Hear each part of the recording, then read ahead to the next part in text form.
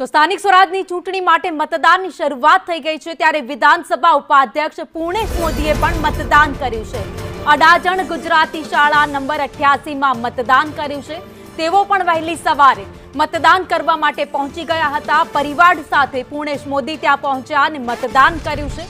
તેમણે લોકોને પણ અપીલ કરી છે કે તમારો મતાધિકાર છે એનો ઉપયોગ કરો, ઉત્સાહ સાથે મતદાન કરો, તમારો મનપસંદ ઉમેદવાર છે તેમને મત આપો। तो एक पछी एक जेम विधानसभा उपाध्यक्ष पूर्णेशभाई मोदी છે તે વાતે ગાતે અત્યારે જે કહેવાય કે ઢોલ નગાડા સાથે વોટિંગ કરવા પહોંચે। સાહેબ શું કહેશો, કેટલો ઉત્સાહ છે આજે? આજે જબરજસ્ત ઉત્સાહ છે। એસઆઈઆર પછી જે મતદાર યાદી બની છે એ મતદાર યાદીમાં વાસ્તવિક મતદારો બૂથમાં રહે છે, એટલે ભવ્ય મતદાન થશે। કેવું પરિણામ રહેશે આજે? પરિણામ આપ જોવો છો એ જબરજસ્ત રહેશે। શું કહેશો, લોકોને શું અપીલ કરશો? લોકોને એક જ અપીલ છે, વહેલા આવો ને મતદાન કરો। સુરતનો મિજાજ કેવો છે આજે? સુરતનો મિજાજ અદ્ભુત રહેશે। સાંજે 6 વાગે ખબર પડશે।